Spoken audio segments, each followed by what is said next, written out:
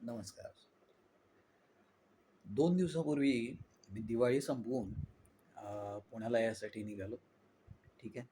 तर जसं मी अ, साडे 11:30-12च्या आसपास स्टँडवर पोहोचलो असेन पुण्याला याकरता. तर तिथे म्हणजे स्टँडच्या बाहेरच हे प्रायव्हेट ट्रॅव्हल्सवाले सगळे उभे होते कस्टमर गोळा करण्यासाठी. तर मी त्यातल्या एकाला सांगितलं, की "बाबा नाही, मला ट्रॅव्हल्सनी प्रवास नाही करायचा आहे. मी महाराष्ट्र परिवहनच्या गाडीने प्रवास करणार आहे, त्यामुळे मी स्टँडमध्ये निघालो." स्टँडमध्ये आत गेलो. जिथे पुण्याला गाड्या लागतात, तिथे जाऊन पोचायच्या आधीच स्टँडच्या आतमध्ये, गेटच्या आतमध्ये पुन्हा हे सगळे होतेच लाईनने उभे. एकाचं विचारून झालं, की दुसरा, दुसऱ्याचं विचारून झालं, की तिसरा, तिसऱ्याचं विचारून चौथा. अरे कंटिन्यू जोपर्यंत तुम्ही त्यांना हो म्हणत नाही, तोपर्यंत ते तुमच्या मागावरच असतात तिथे. ठीक आहे.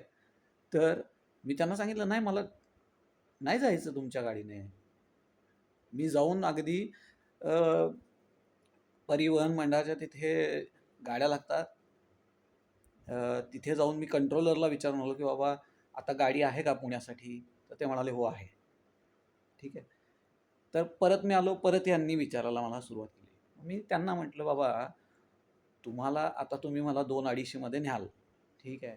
पण हेच तुम्ही जर सण-सूद येतं, त्यावेळी तुम्हाला प्रवासी दिसत नाहीत का?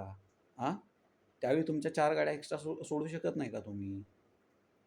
त्यावेळी तुमचे रेट गगनाला भिडलेले असतात आणि आता तुम्हाला कस्टमर मिळत नाही आहेत, म्हणून तुम्ही त्यांना 200-250 मध्ये नेताय."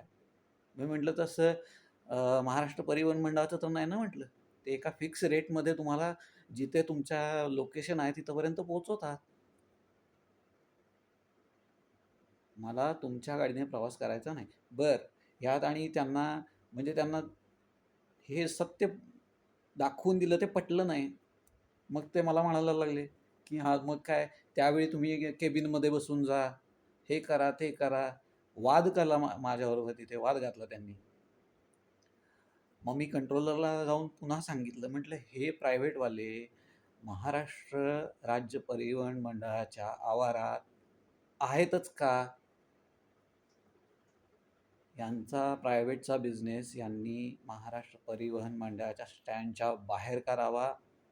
स्टँडमध्ये यांना परमिशन देऊ नये आणि याची दखल महाराष्ट्र परिवहन मंडळाने सुद्धा घ्यावी, तिथल्या प्रशासनाने सुद्धा घ्यावी." धन्यवाद.